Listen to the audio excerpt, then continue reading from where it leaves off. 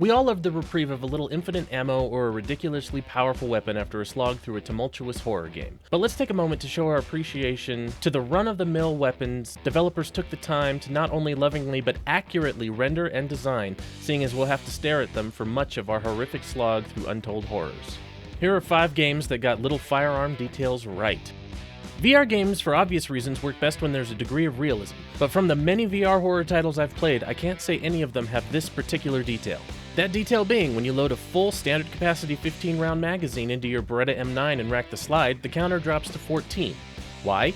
Because the top round in the magazine has now been chambered, leaving 14 left. If you then drop that magazine and load in a full one, you now have 15 plus 1. That means if you're diligent in counting your shots, or just watching the counter in this case, you can reload with the round still in the chamber, saving time in a desperate situation, or even squeezing off the last round while still retrieving a new mag. The shotgun has similar attention to detail, allowing you to reload the tube magazine's 4 shells while retaining one in the chamber.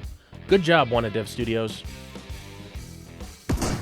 After the events of Resident Evil 7, faceless protagonist Ethan Winters underwent military training under the supervision of Resident Evil mainstay Chris Redfield. This shows whenever he reloads his handgun while there are still rounds in the current magazine, because he will eject and retain that magazine before slotting in the new one. Unfortunately, this doesn't result in a +1 round modifier, but they redeem themselves in that regard by including the mechanic in this year's Resident Evil 4.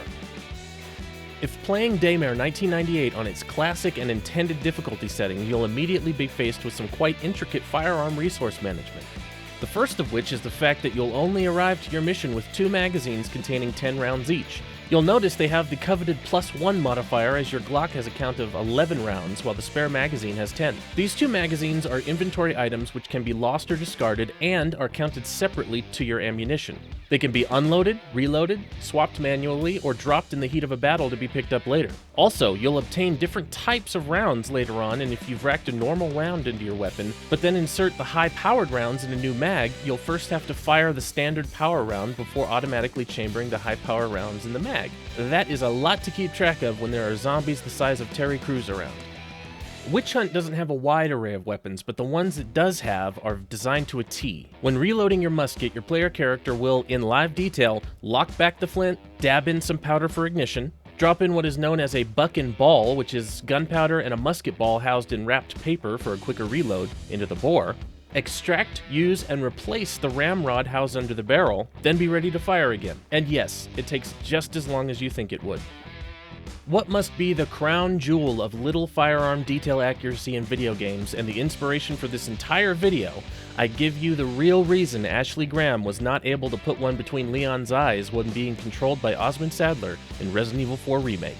Blowback-operated semi-automatic handguns require a firm grip to provide the equal and opposite reaction against the action of the slide cycling after a shot. When the slide goes back, the ejector grabs the empty shell casing and casts it out of the breech. When the slide goes forward, it chambers the next round. However, if the grip on the weapon is too loose, the slide won't go back far enough to eject the shell, coming forward too early and catching the casing in the breech. This is what is known as a stovepipe jam, and the insufficient grip is called limp wristing. Given that Ashley is not only inexperienced with weapons, but actively fighting the influence of Sadler, it was basically a coin toss as to whether she would have been able to make 2 consecutive shots without getting a jam.